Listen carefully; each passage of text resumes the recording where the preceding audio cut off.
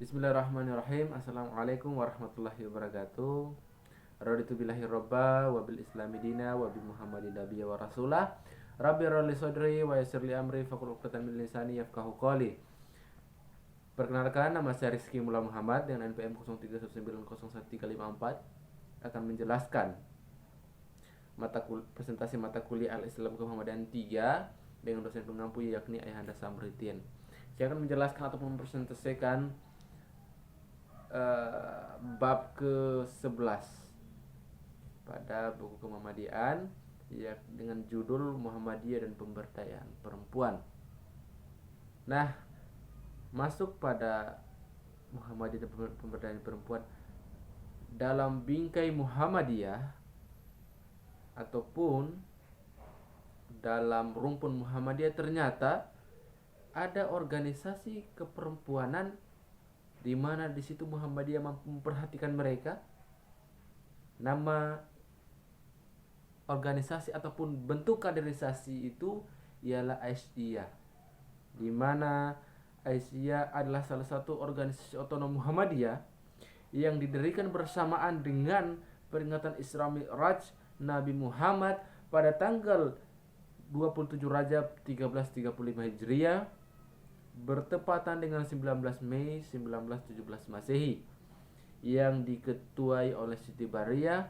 Nama Aisyah oleh Ki Haji Farudin dan diambil oleh perjuangan seperti Aisyah istri Rasulullah.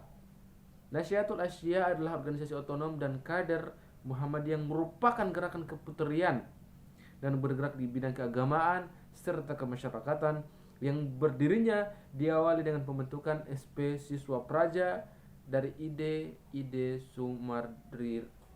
Sumardirjo. Aisyah dalam peranannya untuk memberdayakan perempuan dan masyarakat dalam bidang pendidikan, kesehatan, ekonomi.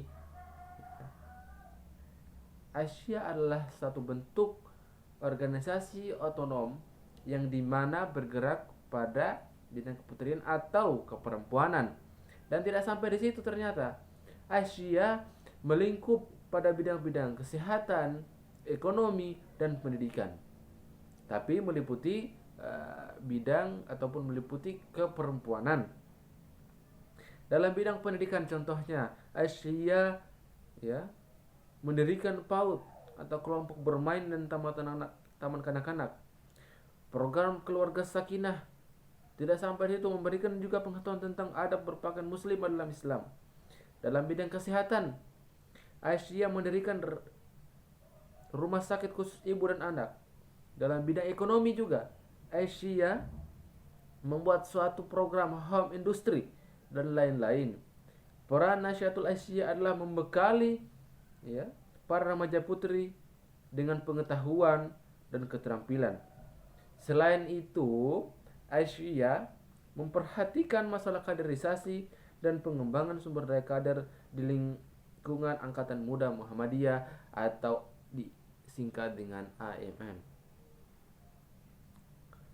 Ternyata dalam Muhammadiyah sendiri diporsikan satu bidang ataupun satu jenjang kaderisasi ya yang dinamakan Nasyatul Aisyah, di mana orang-orang di dalamnya yang berkepengurusan adalah perempuan. Dan ternyata tidak sampai di situ ya. Saya menjelaskan ataupun berkesimpulan, dan tidak sampai di situ bahwasanya Aisyah ini bergerak ternyata pada bidang pendidikan, pada bidang ekonomi, pada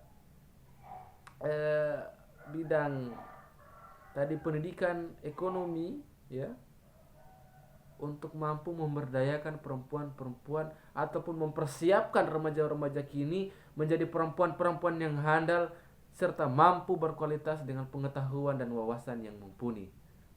Ternyata Muhammadiyah memberi apresiasi yang sangat tinggi, di mana Ki Haji Ahmad Dahlan pada saat itu ya menganggap atau mengambil sikap bahwasanya perempuan itu sama ataupun adanya kesetaraan gender antara perempuan dan laki-laki. Dan tidak hanya pemikiran Ki Haji Ahmad Dahlan, tetapi dituangkan dalam Muhammadiyah bahwasanya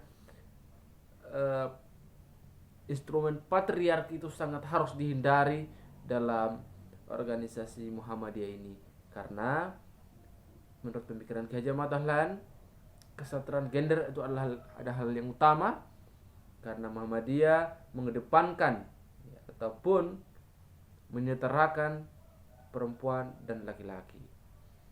Demikianlah penjelasan saya pada materi kali ini, dan akhir kata billahi fi sabil haq fastabiqul khairat. Wassalamualaikum warahmatullahi wabarakatuh.